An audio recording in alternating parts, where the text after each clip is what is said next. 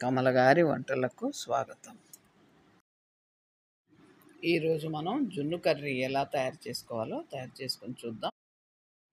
ఈరోజు మనం ఒక 4 గుడ్లు తీసుకుని కూర తయారు చేసుకుందాం. కావాల్సిన వాళ్ళు కావాల్సినంత క్వాంటిటీ చేసుకోవచ్చు. ఈ జున్ను కర్రీ చాలా బాగుంటుంది, వెరైటీగా ఉంటుంది, మంచి టేస్ట్ ఉంటుంది. చిటికెడు పెప్పరు,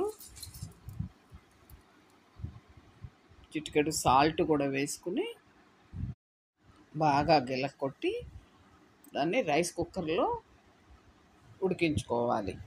మూత పెట్టి ఉడికించుకుంటే తొందరగా ఉడుకుతుంది. ఒక 5 నిమిషాల్లో గడ్డకట్టి చక్కగా జున్నులాగా ఉడుకుంటుంది. దాన్ని పీసులుగా కట్ చేసి పక్కన పెట్టుకోవాలి. ఇలా రైస్ కుక్కర్లో పెట్టి ఉడికించుకుందాం. జున్నులాగా ఉడుకుతుంది, దాన్ని కర్రీ చేసుకోవాలి. చూడండి, ఇలా ఒక 3-4 నిమిషాల్లో జున్ను తయారయ్యి ఉంటుంది. దాన్ని కేక్ కట్ చేసినట్టుగా స్క్వేర్ పీసెస్ కట్ చేసుకోవచ్చు. ఇప్పుడు కర్రీ ప్రాసెస్ చూద్దాం.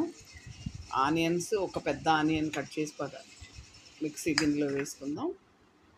ఒక 4-5 వెల్లుల్లి రెబ్బలు, కాస్త జీలకర్ర, ధనియాలు, ఒక 2-3 లవంగాలు, చిన్న అల్లం ముక్క, ఒక 2 యాలకులు వేసుకుని మిక్సీ పెట్టి పక్కన పెట్టుకోవాలి.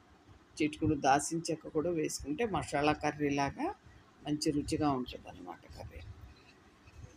ఈ విధంగా మెత్తగా మిక్సీ పెట్టుకుని కర్రీ తయారు చేసుకుందాం. చాలా సింపుల్ ప్రాసెస్. పిల్లలు చాలా ఇష్టంగా తింటారు, పెద్దవాళ్ళకు కూడా ఈ కర్రీ చాలా నచ్చుతుంది. జున్ను తిన్న ఫీలింగ్ వస్తుంది. దోరగా వేయించుకోవాలి.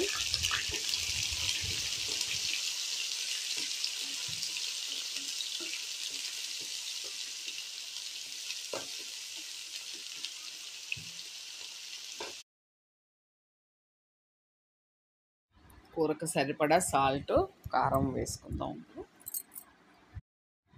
చిటికుడు పసుపు కూడా వేసుకుని ఒక్క నిమిషం మూత పెట్టి ఉడికించుకోవాలి. మసాలా దోరగా వేగింది. మసాలా ములగా ఎసరు పోసుకుని జున్ను ముక్కలేసి ఉడికించుకోవాలి.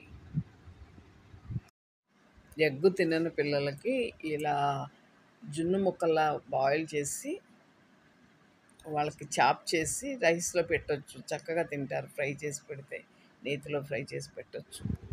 చూడండి, పిల్లలు ఇలా చేసి పెడితే చక్కగా తింటారు. బాయిల్ ఎగ్ తినమంటే తినరు, వేసి పెడతారు. ఈ విధంగా ఇది జున్ను కూర అనుకుంటారు, ఎగ్ అని తెలియదు వాళ్ళకి. ఇలా బిర్యానీ లాగా రైస్ చేసి అన్నంలో కలిపి పెట్టొచ్చు. చాలా రుచిగా ఉంటుంది. మసాలా కర్రీ లాగా మసాలా తగ్గించి కూడా వేసుకోవచ్చు. చాలా తక్కువ మసాలా వేసాను నేను. చాలా బాగుంటుందండి. ఒకసారి ఇలా చేసుకుని తిని చూడండి. నా వంటలు కనుక మీకు నచ్చినట్లయితే లైక్ చేయండి, షేర్ చేయండి, సబ్స్క్రైబ్ చేసుకోండి.